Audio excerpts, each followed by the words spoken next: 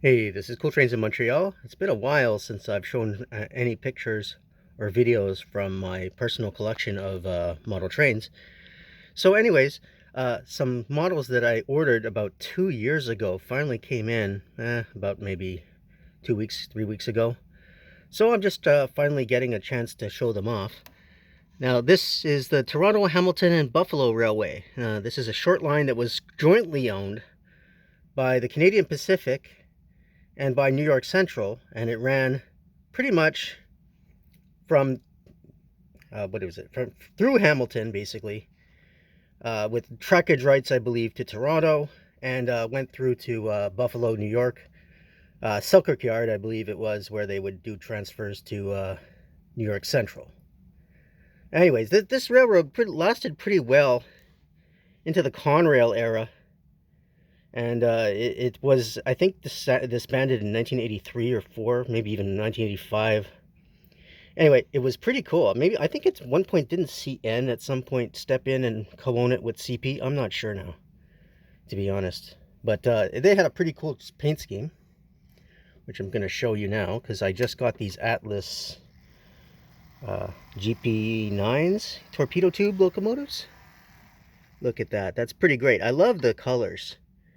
I mean, the cream color with that kind of red, or off red, because it's more of like a maroon, I guess, red. Kind of like a Wisconsin Central almost red. So I got two of these locomotives. They're supposed to be running short hood forward. One of them has the dummy coupler attached to it, so I got to actually change that out for the real coupler. But they run very well together. And then I've got here, this is my CP, my old Canadian Pacific caboose. And here's my Toronto, Hamilton, and Buffalo caboose. Unfortunately, I think I broke the smokestack on it. And yeah, my attempt to glue it back didn't work. So I guess it's a bad order card, but it still runs. And it is a TH&B caboose. And then here's the second thing that I got. This is the Angus Shop's Canadian Pacific caboose, the rebuild. Similar to here, the Point St. Charles caboose of CN. So it looks more close to, say, a generic caboose, so I could get away with the older type caboose that I had from Atlas. I mean, it's not too bad. But I like to have, you know, a really good example of it. This is again, a Torpedo model. Rolls very well. It's not lit, or actually it is lit, but I'm not going to use it with lighting. I don't care about that too much, because usually the lighting, with my experience with the Point St. Charles caboose, it ends up being like a disco in there or something. It's way too bright. Anyway, it looks great. Has the typical two stovetop pipes there, and in the background there is my Go Transit stuff, because hey, why not? With Toronto, Hamilton, and Buffalo, that is the Toronto GTA.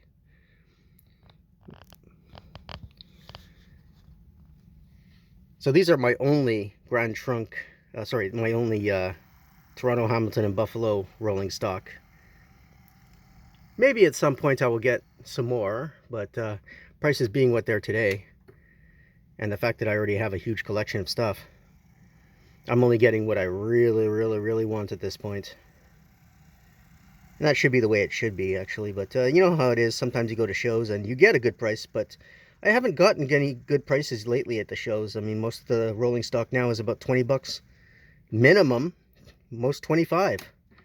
And I've seen stuff in N scale now for $35. That's way beyond what I was willing to pay back in the day, and way beyond what I think it's really worth now.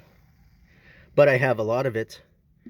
So if you're just getting into the hobby, it must really suck, because you have such a great choice, but I mean, everything is just so expensive. And I just think, you know, the way to get people into the hobby is to make things a little bit more affordable, especially for the kids. You know, like, who's going to really be into this hobby now?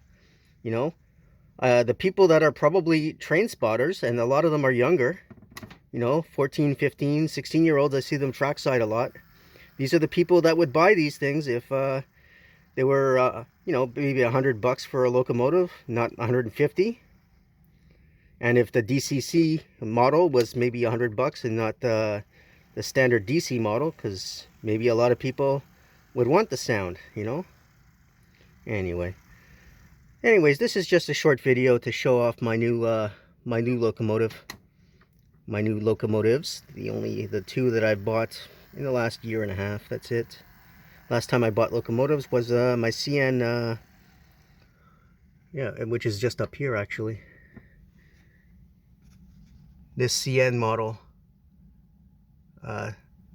C44. What is it? Oh, I can't remember what they call these.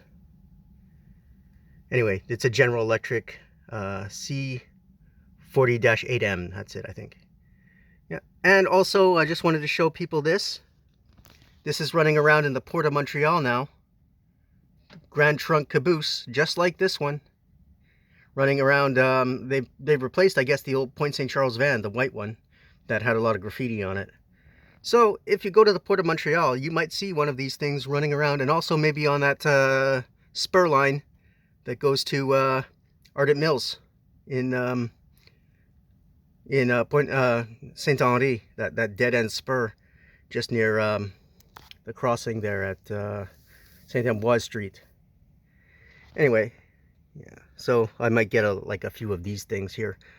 These gondola cars in the TH&B scheme, because it was from the Steel City, so they had a lot of steel cars, and they had a couple of these cylindrical hopper cars. I'm not really sure what they would carry.